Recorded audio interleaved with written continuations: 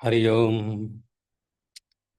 हर किसी को अपनी संस्कृति, सभ्यता बहुत अच्छी लगती है और लगनी भी चाहिए। बिल्कुल लगनी चाहिए। और अपनी संस्कृति सभ्यता का ज्ञान भी होना चाहिए। इतिहास का ज्ञान होना चाहिए। हमारी संस्कृति संबंधित भाषा का ज्ञान होना चाहिए। हमें अपनी संस्कृति संबंधित भाषा का ज्ञान होना चाहिए। इसका अर्थ ये नहीं है कि हमारा जो आर्ग्यूमेंट है वह वैज्ञानिक सिद्धांतों पर आधारित ना हो। हम तो भारत में सत्य के अन्वेषण वाले लोग हैं। एकम सत्यम विप्रा बहुधा वदंती। हम तो सत्य के खोज में अलग अलग प्रकार के विप्र ज्ञानी लोग, हम तो सत्य के खोज में निकलने वाले लोग हैं। तो जो सत्य है उसको हमेशा बड़ी ही श्रद्धा और आदर के साथ अपनाना चाहिए। मैं भी मेडिसिन में पीएचडी करने के लिए ग्लासगो नामक एक स्थान है, शहर है, स्कॉटलैंड में, यूनाइटेड किंगडम। वहाँ गया तो मुझे बड़ा गर्व हुआ कि मैं इस विश्वविद्यालय में पढ़ता हूँ, यहाँ से पीएचडी प्राप्त कर रहा हूँ मेडिसिन में, स्ट्रोक डिसऑर्डर्स में। इसका संबंध जोसेफ लिस्टर वगैरह, केल्विन वगैरह अनेक महान वैज्ञानिकों से रहा है और मुझे आज भी गर्व है कि मैं वहाँ पे पढ़ के आगे निकला।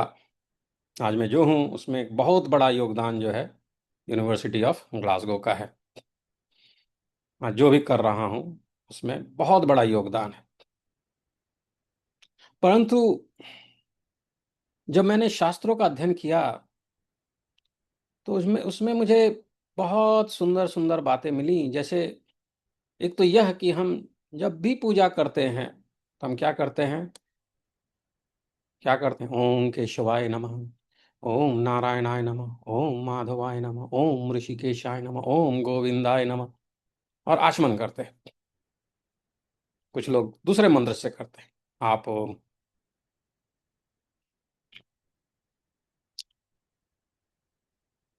उसके पश्चात बोलते हैं अपवित्रः पवित्रो वा सर्वावस्थां गतोपि वा यः स्मरेत पुंडरीकाक्षं स बाह्याभ्यंतरः शुचि। हम शुचिता पे बहुत ध्यान देने वाले लोग रहे हैं सांस्कृतिक रूप में। बाहरी शुचिता ही नहीं, बाहर से ही स्वच्छता नहीं, अंदर से भीतरी स्वच्छता भी। जब पूजा, जब हम एक्सरसाइज करते हैं तो क्या करते हैं? We do some warm up exercise. हम जो है पहले वार्मिंग अप का एक्सरसाइज करते हैं, धीरे धीरे। एक ही पहले ही दिन जो है, शुरुआत में ही हम जो है बड़ा एक्सरसाइज नहीं करते हैं, वार्मिंग अप करते हैं, छोटे छोटे स्टेप, फिर जाके बड़ा एक्सरसाइज। उसी प्रकार मन भी है, धीरे धीरे मन को बनाते बनाते बनाते उस स्पिरिचुअल डेप्थ में जाना रहता है। उसकी शुरुआत होती है भगवान को पहले याद करो, ओम केशवाय नमः, नारायणाय नमः, माधवाय नमः, भगवान याद आ रहे हैं। उसके बाद मन की और शरीर की बारी। हम शरीर को हम पूर्णतया स्वच्छ कर ही नहीं सकते। हमारे शरीर के अंदर जो मल मूत्र वगैरह है, जो जंतु हैं, उनसे हमें कैसे स्वच्छता?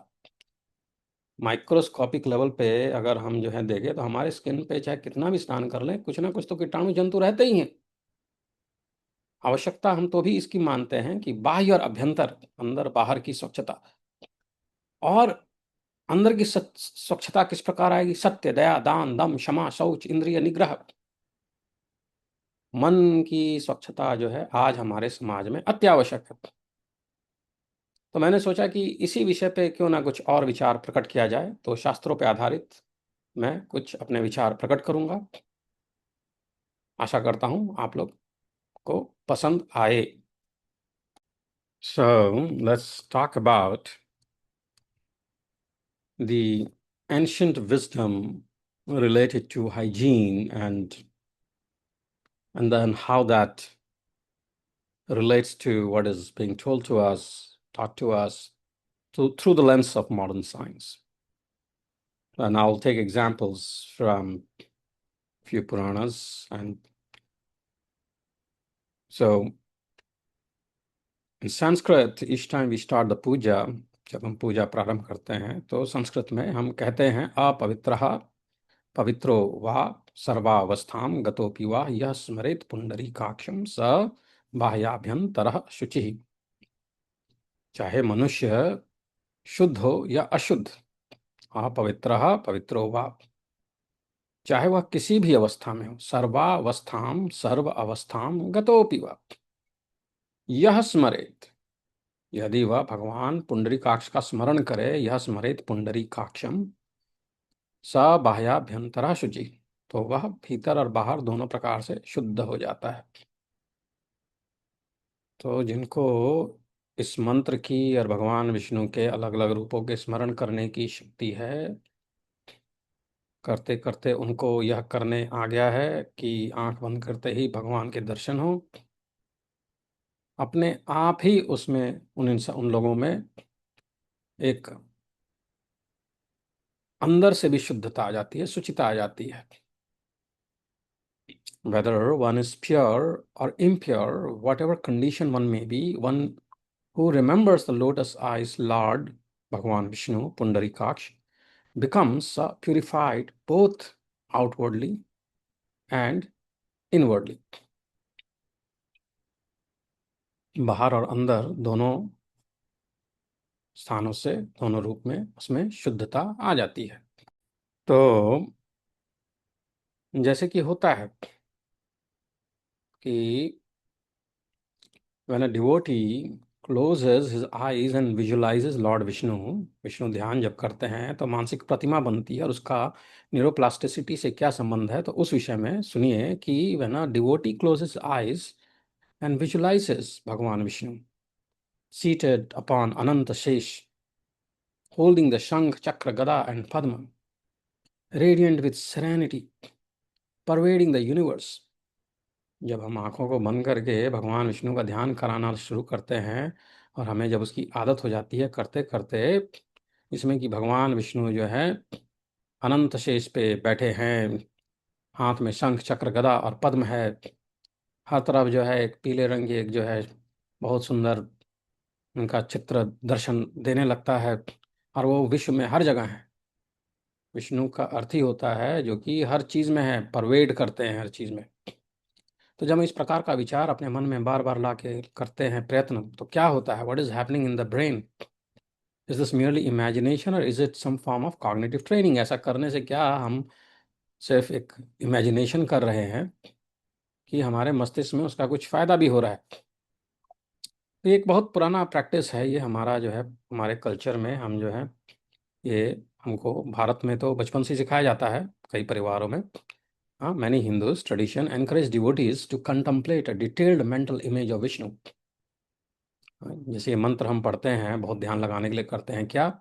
शांताकारम भुजगशयनम पद्मनाभम सुरेशम विश्वाधारम गगन सदृशम मेघवर्णम शुभांगम। तो हम जब ये मंत्र पढ़ते हैं और अगर हमको संस्कृत का ज्ञान हो, इस श्लोक का अर्थ मालूम हो, तो हमारे मन में क्या विचार आएगा, किस प्रकार का एक जो है मेंटल इमेजरी हमारे मस्तिष्क में बनेगी? A clear form, a cosmic setting, a posture, colors, objects, emotions, meanings, ये सब हमारे मन में आएगा। This is highly sophisticated exercise in mental imagery. In neuroscience, mental imagery refers to the ability to generate internal sensory experience without external sensory input. तो mental imagery क्या होती है न्यूरोसाइंस में, कि एक ये हमारी शक्ति है कि हम जो है बिना हमको बाहर से किसी प्रकार का इंद्रियों को जो है किसी प्रकार का स्टिमुलस नहीं मिल रहा है, हम मन के अंदर से ही अपने भावों से ही जो है एक इंटरनल सेंसरी एक्सपीरियंस कर रहे थे, और उस चीज को बना पाना जो है बहुत बड़ी बात है। When you imagine a face, a landscape, a geometric shape, many of the same visual cortical regions become active as when you actually see those objects. तो जब हम किसी वस्तु को देख रहे हैं, जैसे कि मेरे सामने एक कंप्यूटर है, मैं उसको देख रहा हूँ, तो एक उसकी एक इमेज बन रही है, लेकिन बिना उसको देखे भी अगर मैं ध्यान लगा के सोचूं कि कंप्यूटर कंप्यूटर कंप्यूटर और वो मेरे को दिखने लगे, तो एक बहुत बड़ी बात हो जाती है। पहले नहीं दिखता है, बाद में दिखता है, लेकिन जब आप इस प्रकार की एक्सरसाइज कर रहे हैं तो ब्रेन के एरियाज एक्टिव हो रहे हैं, The brain partially recreates the experience internally. In other words, the brain does not completely distinguish between seeing and vividly imagining. So Vishnu as a cognitive object. Now let's think about it. The form of Vishnu is particularly interesting from a cognitive perspective. Many traditional descriptions emphasize symmetry. Human brains are naturally attracted to symmetry. जहाँ पे भी symmetry है वहाँ पे हमारा मन जो है ज़्यादा अच्छे से जाता है. Symmetry reduces perceptual uncertainty. It promotes cognitive fluency. It promotes cognitive fluency. Then Vishnu as cognitive object also portrays calm and unmoving environment. It suggests stability. The nervous system tends to synchronize with repeatedly observed emotional states. Repeated contemplation of calmness may reinforce neural patterns associated with emotional regulation. Bar bar calmness के साथ में अगर हम जो है stability के रूप भगवान विष्णु जो कि काम है, अनमूविंग है, शांति प्रदान करने वाले हैं, तो हमारे मस्तिष्क में भी वो न्यूरल पैटर्न्स सुदृढ़ होंगे जिससे कि इमोशनल रेगुलेशन बढ़ता है. बेनेवोलेंस, भगवान को जब हम याद करते हैं तो बेनेवोलेंस का पता चलता है. Image evokes safety, protection, order, compassion. These emotional associations may influence stress responses. इससे जो है हमारे स्ट्रेस रिस्पॉन्स पे असर पड़ता है. Attention and neuroplasticity. और उसके बाद में जब आप एक ही चीज पे ध्यान केंद्रित कर रहे हैं तो आपके अटेंशनल नेटवर्क्स स्ट्रांग होते हैं. A central principle of neuroscience is the neurons that fire together wire together. Repeated attention strengthens the neural networks. This phenomena is known as neuroplasticity. When a practitioner repeatedly directs attention towards the same sacred image, visual networks are activated, attentional networks are recruited, memory systems are engaged, emotional circuits participate. Over years of practice, these repeated activations may produce measurable changes in neural connectivity.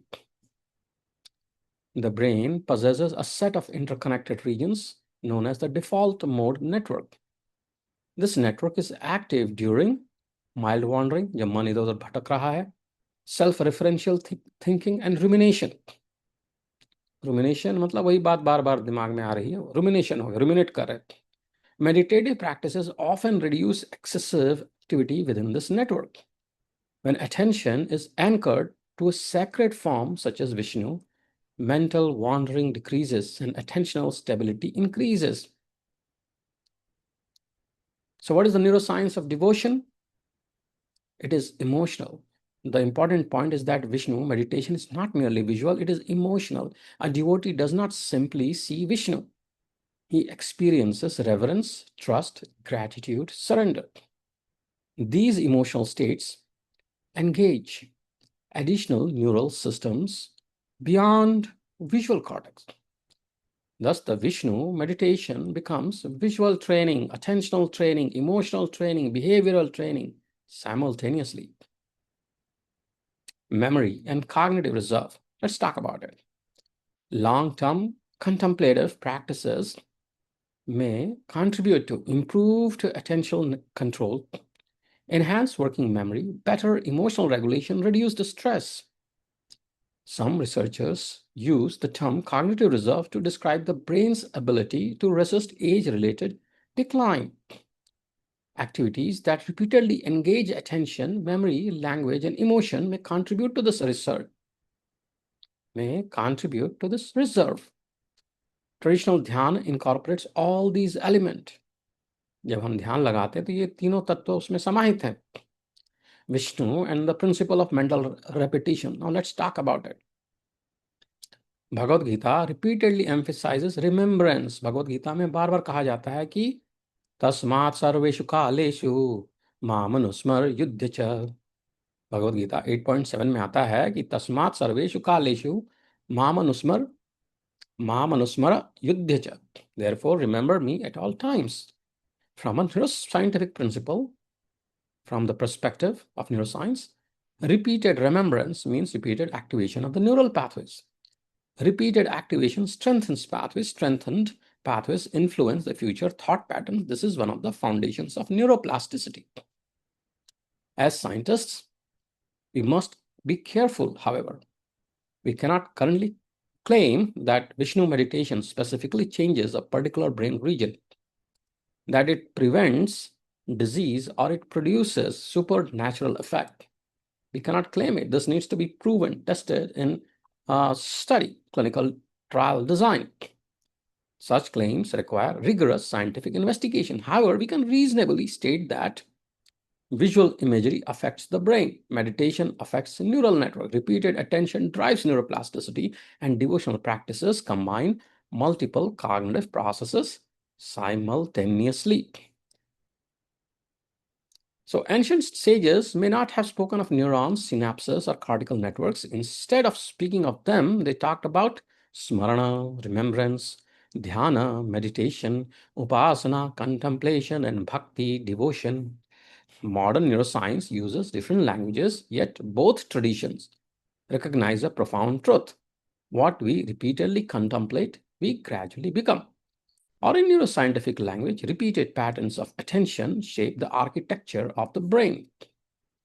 So when a devotee sits quietly and visualizes Vishnu, calm, stable, compassionate, all pervading, the practice may be doing far more than preserving a religious tradition. It may be training attention. It may be training attention, shaping emotion. And perhaps this is why the sages repeatedly emphasized smaranam, remembrance, because the object of our sustained attention becomes one of the architects of our mind. Shantakaram bhujgashayanam padmanabham suresham vishwadharam gagana sadrisham meghavarnam subhangam lakshmi kantam kamalanenam yoga bhidya nagamyam vande vishnu bhav sarvalokekanatham. Traditional interpretations suggest that meditate upon Vishnu, the sustainer of the universe. The neuroscientific interpretation would be that train the mind upon the image of stability, order, compassion, and transcendence, and through repeated contemplation, allow neuroplasticity to shape the brain in that direction. Both interpretations may be speaking about the same human phenomena through different languages. Ekam satyam viprah bahudah badanti. अलग अलग मार्ग से जाएं, पर सत्य वही है। हमें अपने मस्तिष्क को सुदृढ़ बनाना है। तो यह बात तो प्रारंभ हुई कि बाहर और अंदर शुचिता के विषय में जब हम बात प्रारंभ किए कि हम बाहरी स्वच्छता ही नहीं, अंदरूनी स्वच्छता, और अंदरूनी स्वच्छता अर्थात भगवान का स्मरण करना। स्मरण करने से अगर हमारे मस्तिष्क में शुद्ध विचार बार बार आएंगे, और हमको अगर बचपन से इस प्रकार का संस्कार दिया जाए कि शुद्ध विचार ही मन में आए, तो हाँ, सब मनुष्य हैं, गलतियां होंगी, लेकिन गलती होने के बावजूद भी उसका समाधान जल्दी निकलेगा और ज़्यादा अधिक गड़बड़ रास्तों में हम नहीं भटकेंगे, हमारे बच्चे नहीं भटकेंगे, हमारा समाज नहीं भटकेगा।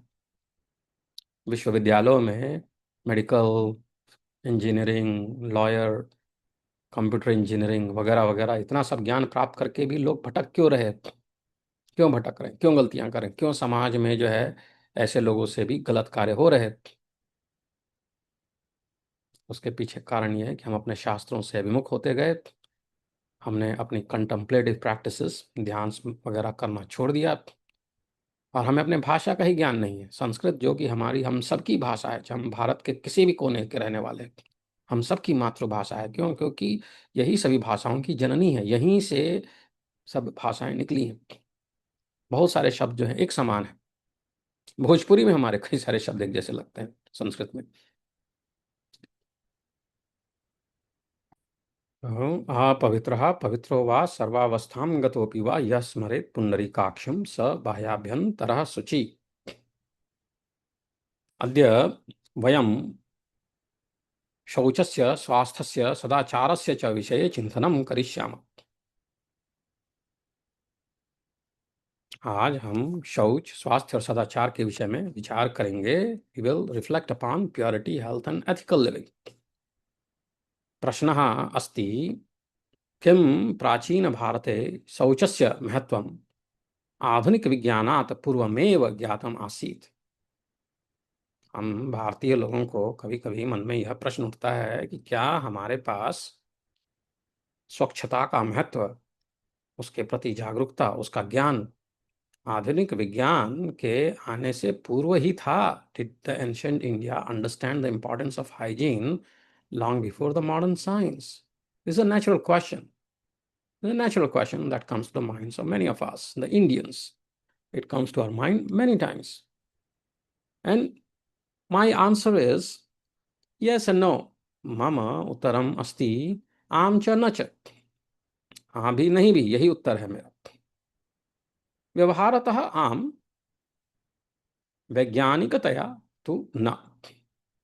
व्यवहार के स्तर पर तो हाँ, आधुनिक सूक्ष्म जीव विज्ञान के स्तर पर नहीं। So at the level of practical behavior, yes, but at the level of modern microbiology, no. भारतीय परंपरायां बाह्य शौचस्य महत्वं विशेषतया प्रतिपादितम। भारतीय परंपरा बाहरी स्वच्छता पर विशेष बल देती है। Indian traditional practices places a great emphasis on external cleanliness.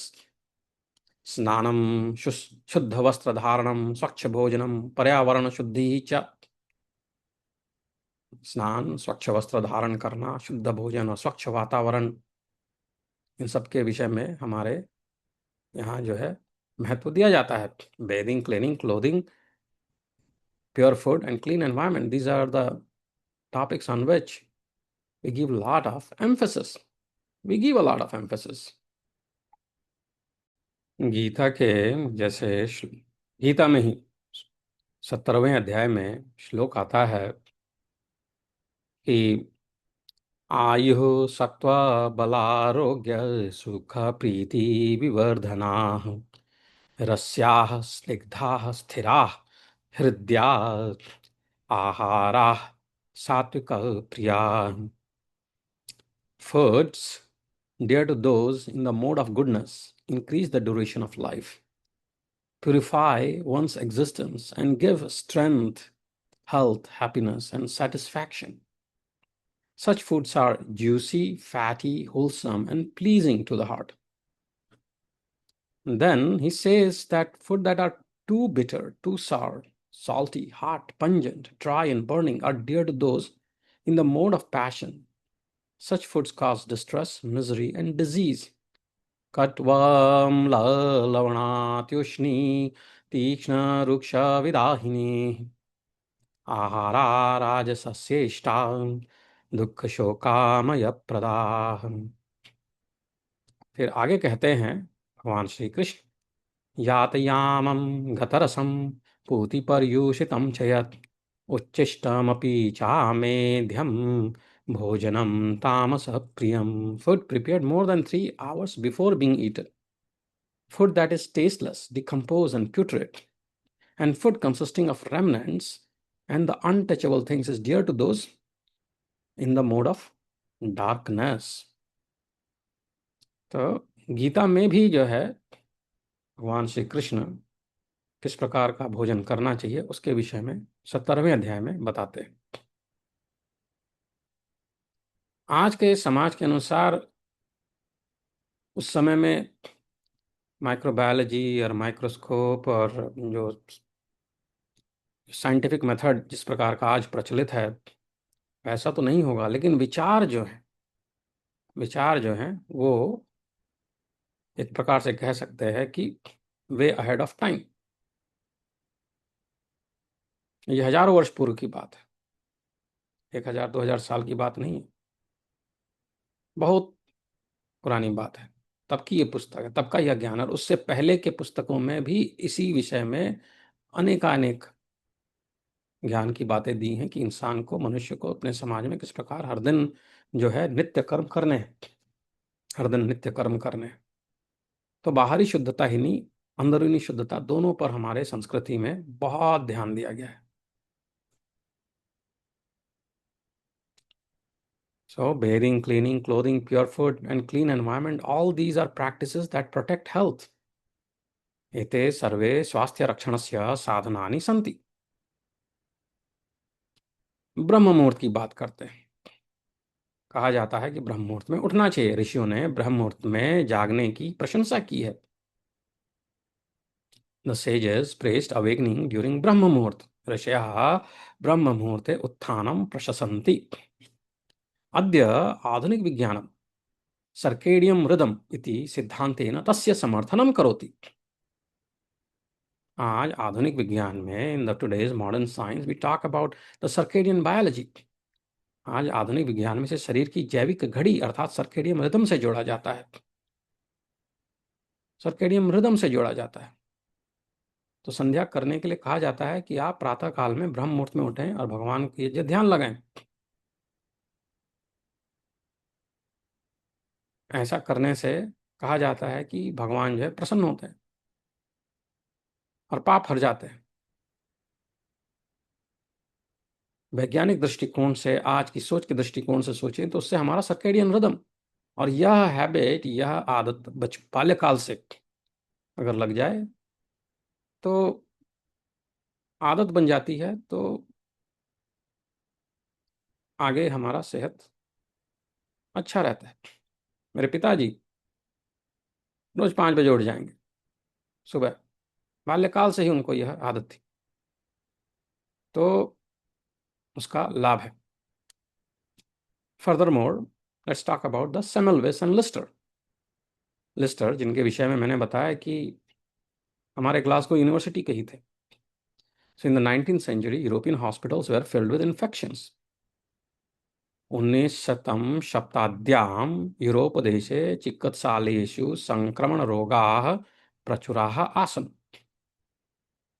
19th शताब्द्यां यूरोपदेशे चिकित्सालयेषु संक्रमणरोगाः प्रचुराः आसन्। 19वीं शताब्दी में यूरोप के अस्पताल में संक्रमणों से लोग भरे हुए थे। बहुत संक्रमण था, बहुत इन्फेक्शंस थे। सेमेलवाइस हस्त प्रक्षालनस्य महत्वं प्रदर्शितवान्। Semmelweis demonstrated the value of hand washing. उन्होंने हाथ धोने का महत्व प्रदर्शित किया। पाश्चर, लुइस पाश्चर सूक्ष्म जीव सिद्धांतम प्रतिपादितवान्। पाश्चर ने रोगाणु सिद्धांत प्रस्तुत किया। Pasteur established the germ theory. Joseph Lister in Glasgow pioneered the antiseptic surgery. Glasgow नगरे, स्कॉटलैंड राष्ट्रस्य ग्लासगो नगरे लिस्टर प्रतिजैविक शल्यचिकित्सां विकसितवान्। प्रतिजैविक शल्यचिकित्सां विकसितवान्। ग्लासगो के जोसेफ लिस्टर ने एंटीसेप्टिक शल्य चिकित्सा विकसित की। ऐसा हुआ। फिर आभ्यंतर शौचम, आंतरिक शुद्धि। भारतीय दर्शनस्य वैशिष्ट्यम् अस्ति यत् तत् केवलं बाह्य शौचम न वदति। भारतीय दर्शन की विशेषता यह है कि यह केवल बाहरी स्वच्छता की बात नहीं करता। The uniqueness of the Indian thought is that it does not just talk about the external cleanliness. मनसः अपि शुद्धि अपेक्षयते। वह मन की शुद्धि की भी अपेक्षा करता है। It also requires purity of mind. सत्य, दया, क्षमा, दम, शांति च आभ्यंतर शौचस्य अंगानि। सत्य, दया, क्षमा, संयम और शांति आंतरिक शुद्धि के अंग हैं। Truthfulness, compassion, forgiveness, self-control and peace are elements of internal purity. अद्य तांत्रिक अद्य तंत्रिका विज्ञानं दर्शयति यत् दीर्घकालिकः क्रोधः, तनावः च शरीरं मनश्च प्रभावितवन्ति। न्यूरोसाइंस दिखाती है, आज का न्यूरोसाइंस दिखाती है कि दीर्घकालिक क्रोध और तनाव शरीर तथा मस्तिष्क दोनों को प्रभावित करते हैं। Modern neuroscience shows that chronic anger and stress affect both the body and the brain. अतः आभ्यंतर शौचस्य अपि वैज्ञानिक महत्वम् अस्ति। इसलिए आंतरिक शुद्धि का भी वैज्ञानिक महत्व है। Therefore, internal purification has scientific significance. हमारे पूर्वजों ने अनेक हितकारी जीवन पद्धतियां विकसित की। Ours ancestors develop many beneficial practices. पूर्वजाः हितकरान् आचारान् स्थापितवन्तः। आधुनिक विज्ञानम तेषां कारणानि स्पष्टीकरोति। आधुनिक विज्ञान उनके कारणों को समझाता है। Modern science helps explain why they work. परंपराम परंपरा से हमें ज्ञान मिलता है। ज्ञान विज्ञान हमें उसका स्पष्टीकरण देता है। परंपरा प्रज्ञाम ददाति, विज्ञानम तो व्याख्याम ददाति। Tradition provides wisdom, science provides explanation. तयोः समन्वयः एव मानव कल्याणस्य मार्गः। दोनों का समन्वय ही मानव कल्याण का मार्ग है। Their harmonious integration is the path toward human flourishing. तो फिर से कहूंगा, अपवित्रः पवित्रो वा सर्वावस्थां गतोपि वा यः स्मरेत् पुंडरीकाक्षं स बाह्याभ्यन्तरः शुचि। बाह्य शौचं शरीरस्य रक्षणं करोति, आभ्यन्तर शौचं मनसः रक्षणं करोति। सदाचारः समाजस्य रक्षणं करोति। External cleanliness protects the body. Internal purity protects the mind. Ethical conduct protects the society. So the very first element of the puja that we do is so important. And that's building our mind to think, gradually go in depth about thinking about the Lord and worshiping Him. तो जब पंडित जी पूजा करा रहे हैं तो पूछा जाता है उसका क्या लाभ होता है। तो अगर अर्थ के साथ समझ के पूजा का हेतु समझा जाए, उससे क्या लाभ होना है, और इस प्रकार से मन में भगवान को याद करके अंदर बाहर की शुद्धता के साथ कर्म किया जाए, तो हमारे को और हमारे परिवार को बहुत फायदा होने वाला है। यह मुझे ऐसा लगता है, विश्वास है, देखा है। और बाल्यकाल से ही माता पिता अपने बच्चों को सुचिता, संध्या वगैरह का ज्ञान कराएं, मन में अच्छे विचारों को बार बार दोहरवाएं, तो बालक आज के हमारे समाज के कल के बहुत सुंदर भविष्य बनेंगे, ऐसा मेरा विचार है। हम यह तो कह ही सकते हैं कि विश्व में बाकी जगह जब संक्रामक रोगों का कारण भी स्पष्ट नहीं था, तब भारतीय ग्रंथ शारीरिक शौच, मानसिक शुद्धि, सामाजिक आचरण और दैनिक अनुशासन की विस्तृत व्यवस्था प्रस्तुत कर रहे थे। यह कहना और अधिक उचित होगा कि आधुनिक वैज्ञानिक विधि द्वारा जीवाणुओं की भूमिका को सिद्ध करने और शल्य चिकित्सा में एंटीसेप्टिक तकनीकों को व्यवस्थित रूप से लागू करने का श्रेय 19वीं शताब्दी में जोसेफ लिस्टर को जाता है। उस समय के दूसरे वैज्ञानिकों को जाता है, किंतु स्वच्छता, स्नान, हाथ पैर धोना, भोजन की शुद्धि, मलमूत्र के बाद शौच तथा मानसिक पवित्रता जैसी अवधारणाएं भारतीय ग्रंथों में उससे पहले से वर्णित है, उससे पहले से वर्णित है। तो जैसा मैंने कहा, पहले कहते जा रहा हूं कि हमारे अलग अलग ग्रंथों में करीब करीब एक तरीके की बातें अलग अलग रूप से बताई जाती हैं। जैसे शिवपुराण, शिवपुराण में भी सदाचार के विषय में एक बहुत वैज्ञानिक अध्याय है, क्योंकि मुझे बहुत पसंद भी है। इसे मैं साइंस ऑफ डेली डिसिप्लिन इस रूप में प्रस्तुत करना चाहता हूं, जिसमें यह समझना आवश्यक है कि भगवान शिव का जो धर्म है केवल मंदिर तक सीमित नहीं है। शिवपुराण में जो 13वां अध्याय है उसमें बताया जाता है कि मनुष्य का वास्तविक आध्यात्मिक जीवन उसके दैनिक आचरण से आरंभ होता है। हमारा दैनिक आचरण किस प्रकार का हो, वो वहां से हमारा धर्म आरंभ होता है। धर्म केवल पूजा नहीं है, धर्म है समय पर जागना, शरीर की शुद्धि, मन की शुद्धि, सत्य से धन कमाना, संध्या वंदन करना, जप करना, दान करना, अग्निहोत्र करना, समाज के प्रति अपने उत्तरदायित्व का निर्वाह करना। दैट इज द धर्म, दैट इज द धर्म। सदाचार ही वास्तविक धर्म है। शिव पुराण में कहा जाता है कि सदाचार युतो विद्वान एव पूज्य। केवल जन्म या उपाधि से कोई श्रेष्ठ नहीं होता। जो व्यक्ति दयालु है, सत्यवादी है, परद्रोह नहीं करता, धर्म पूर्वक जीवन जीता है, वही वास्तव में श्रेष्ठ है। वही विचार आधुनिक नैतिक मनोविज्ञान में भी मिलता है। मोरल साइकोलॉजी में यही बात बताई जाती है। Old wine in new bottle, जैसा आजकल कहा जाता है। हमारे विचार जो है आज के आधुनिक विचारों से बहुत मेल खाते हैं, जैसा कि मैं न्यूरो साइंस के माध्यम से बताऊंगा कि जो है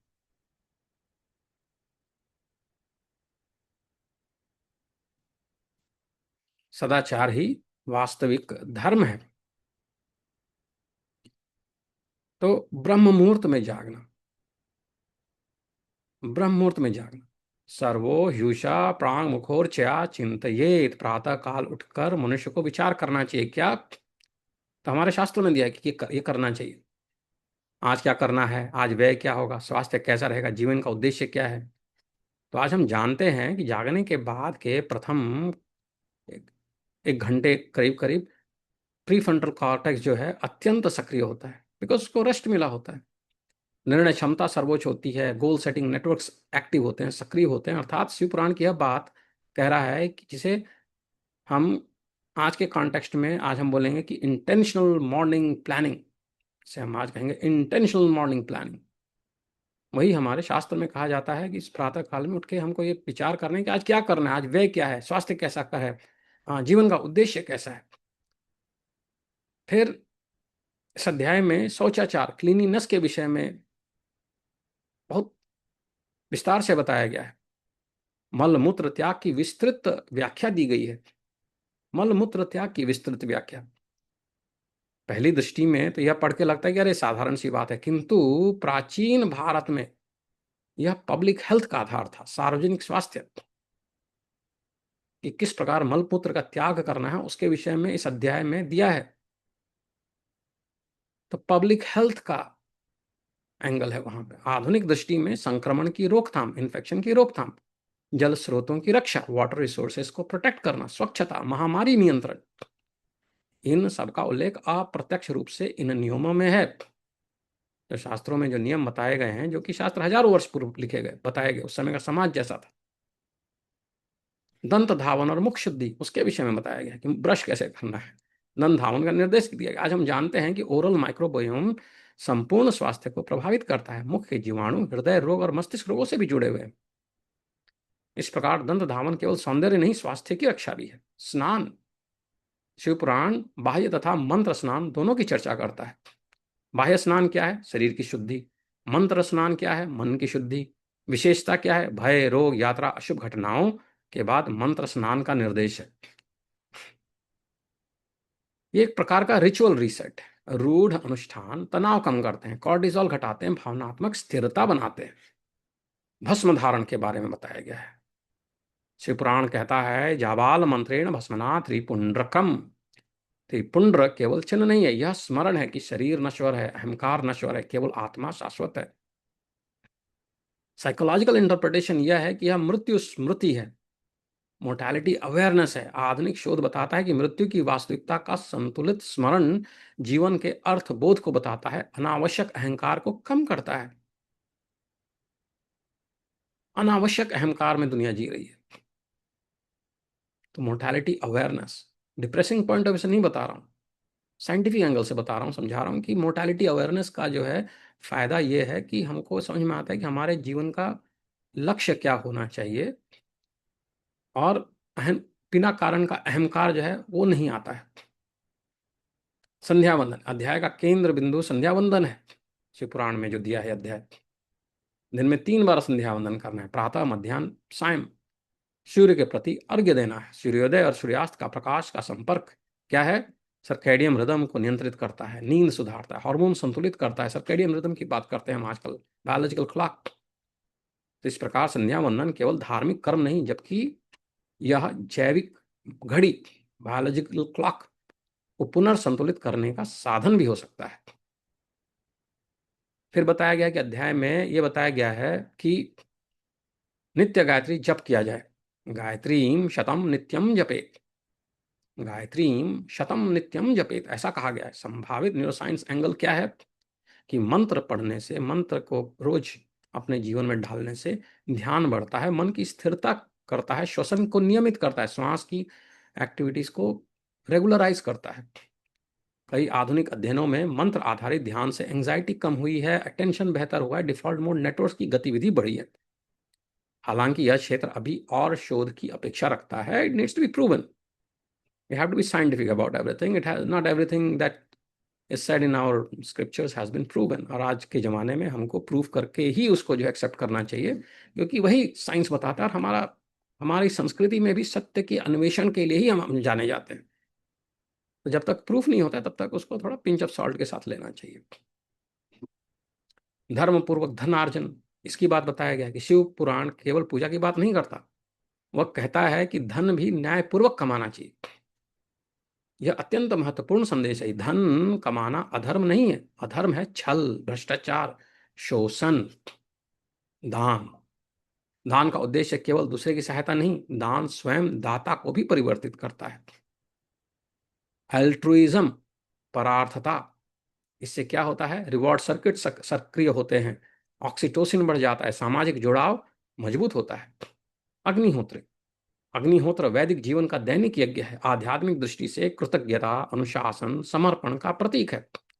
मनोवैज्ञानिक दृष्टि से दैनिक संरचना, daily structure, mindfulness, family cohesion को बढ़ाता है। तो यदि शिवपुराण के इस अध्याय को एक वाक्य में कहा जाए तो वो हमें यह सिखाता है कि आध्यात्मिकता का आरंभ दैनिक अनुशासन से होता है। भस्म, स्नान, संध्या, गायत्री, दान और अग्निहोत्र, इन सब का उद्देश्य केवल स्वर्ग प्राप्ति नहीं है, बल्कि शरीर, मन और समाज को संतुलित करना है। शिवपुराण का यह अध्याय हमें बताता है कि धर्म कोई आकस्मिक अनुभूति नहीं है, धर्म प्रतिदिन की छोटी छोटी आदतों का संचय है। आधुनिक विज्ञान में इसे healthy habits, self regulation, circadian alignment, attention training and pro social behaviour कहते हैं। शिव पुराण में इसे सदाचार कहा जाता है, सदाचार कहा जाता है।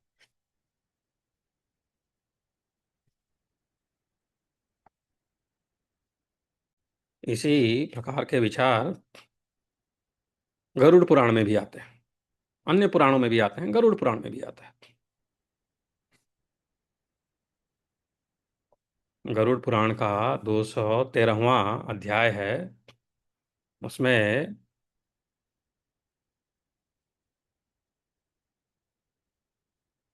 मानव जीवन का बहुत गंभीर प्रकार से अलग अलग पक्षों का बड़ी ही सूक्ष्मता के साथ चिंतन किया गया है।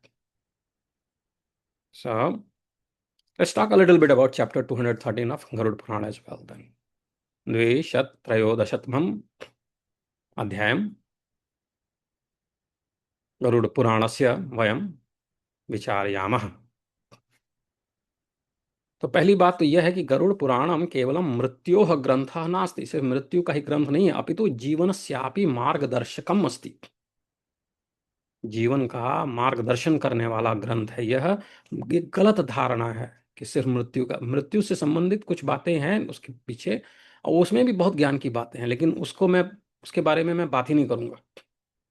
वो आपकी जैसी श्रद्धा है वैसा आप पढ़ें। इसके दूसरे जो जो हमारे दिनचर्या किस प्रकार की होनी चाहिए, जिससे कि हमें दैनिक जीवन में किस प्रकार से हमें अपने सदाचार, शौच वगैरह, आरोग्य, सेहत के विषय में जो बातें हैं उसी पे मैं विचार करूंगा, उसी में अपने विचार बताऊंगा। गरुड़ पुराण केवलम मृत्योः ग्रंथः नास्ति अपितु जीवनस्यापि मार्गदर्शकम् अस्ति। अयं ग्रंथः मनुष्यस्य आचारं, शौचं, स्वास्थ्यं, धर्मं च विवेचयति।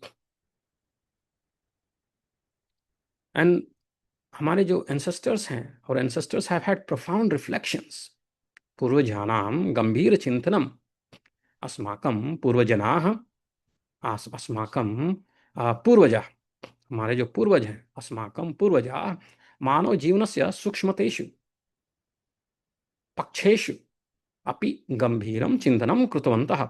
Our ancestors reflected deeply even upon the smallest aspects of our life, human life. ते केवलं देवपूजां न शिक्षितवन्तः, अपि तु जीवनकला अपि शिक्षितवन्तः. They taught not only worship but also the art of living.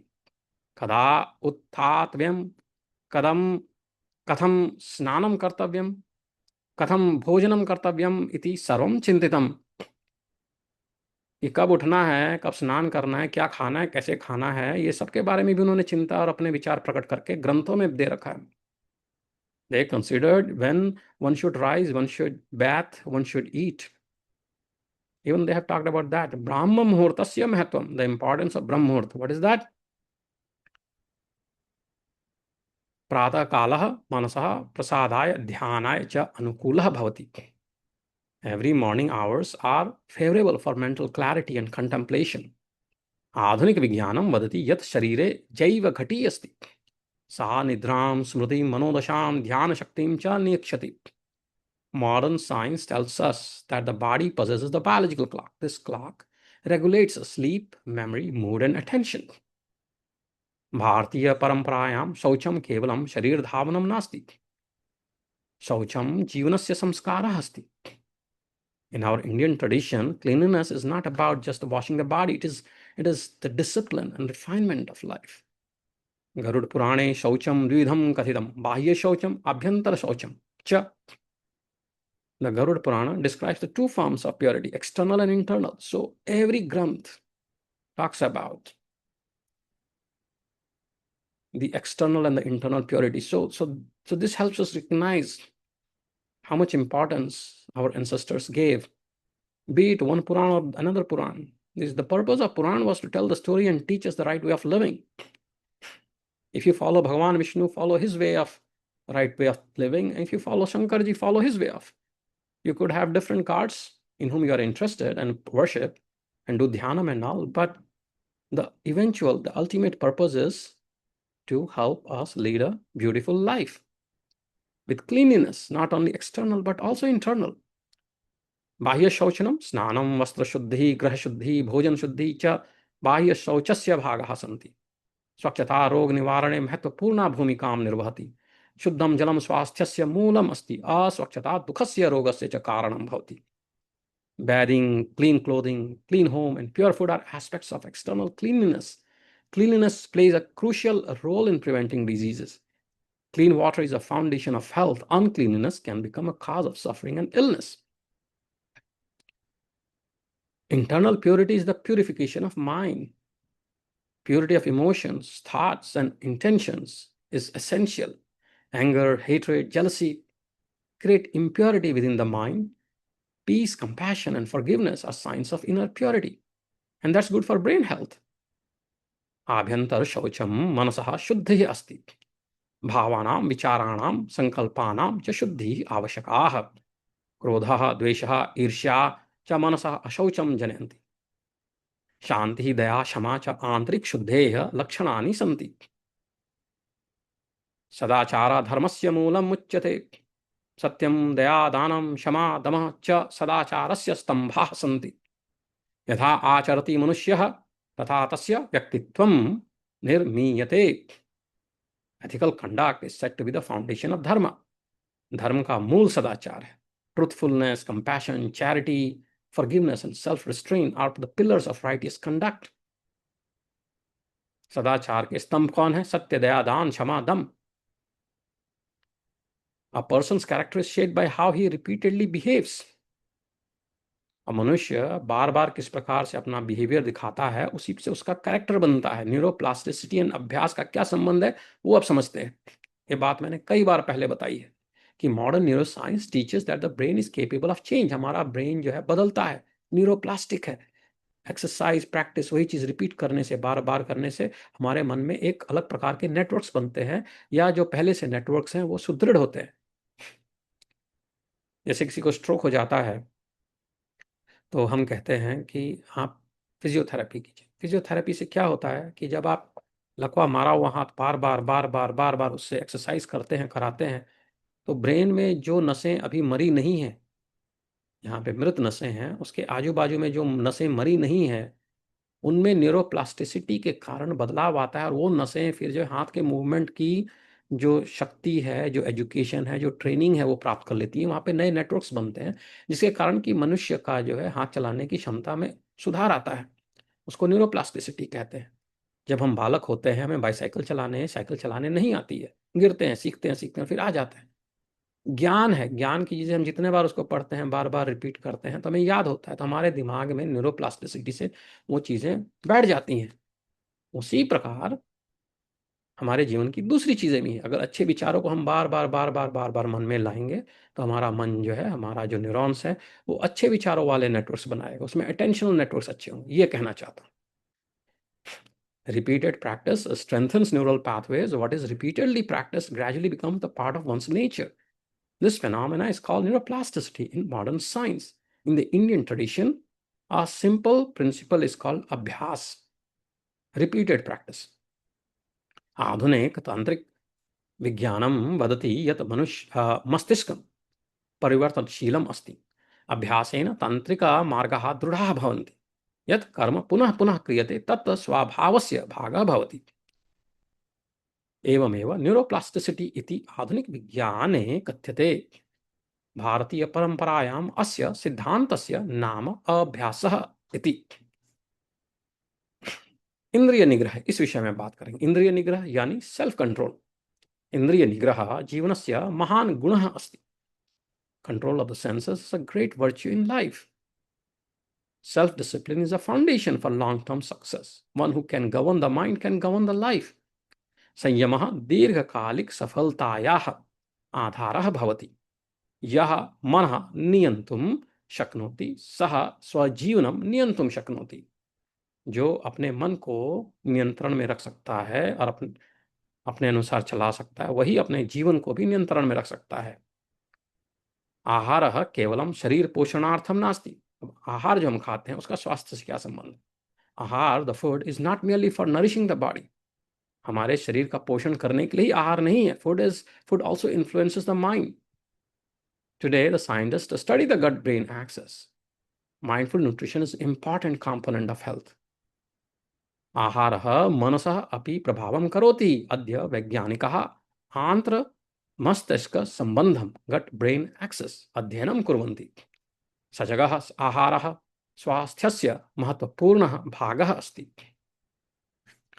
यदि गरुड़ पुराणस्य एतत् अध्यायस्य सारः एकेन वाक्येन वक्तव्यः स्यात् तर्हि अहं वदेयम्। If the essence of this chapter in Garud Puran, I had to express it in one sentence, I would say a clean body, a pure mind, and righteous conduct. These are the foundations of a healthy and meaningful life. Shuddham shariram, shuddham manah, shuddhascha aharah. एते एव स्वस्थ जीवनस्य आधारः। आधुनिक विज्ञानं च प्राचीन ज्ञानं च परस्पर विरोधिनौ न स्तः। Modern science and ancient wisdom need not be adversaries. उभे मानव कल्याणस्य मार्गदर्शिका भवितुम् अर्हतः। Both can serve as the guide toward human flourishing. Human flourishing. तो अंत में मैं बस यही कहना चाहूँगा कि यदा वयं गरुड़ पुराणस्य एतान् उपदेशान् पठामः तदा ते केवलं प्राचीन नियमाः इव न दृश्यन्ते। When we study these teachings of the Garud Puran, they no longer appear as merely ancient rules. They are the fruits of profound observation of human life. ते मानव जीवनस्य गहन निरीक्षणस्य फलानि सन्ति।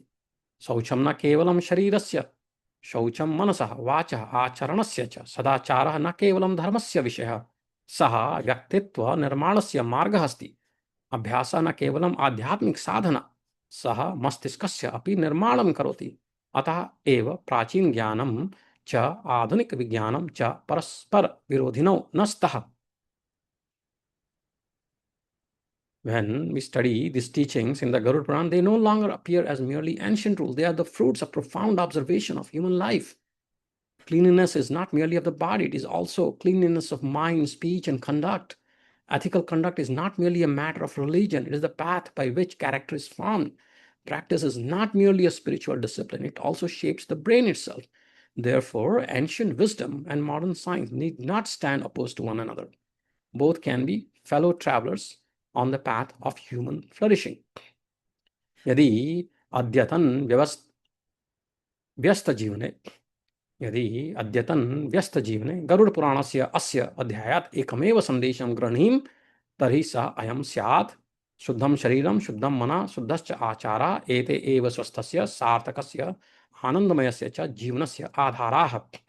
If we take just one message from this chapter, I'm repeating this again and again and again, Garud Purana into the modern lives, it would be a clean body, a pure mind, and noble conduct. These are the foundations of healthy, meaningful, and fulfilling life. धन्यवादः. पुनर्मिलामः अन्यस्मिन् ग्रन्थे, अन्यस्मिन् विचारे, अन्यस्मिन् ज्ञान यात्रायाम्. ओम सर्वे भवन्तु सुखिनः, सर्वे सन्तु निरामयाः. ओम शांति शांति शांति.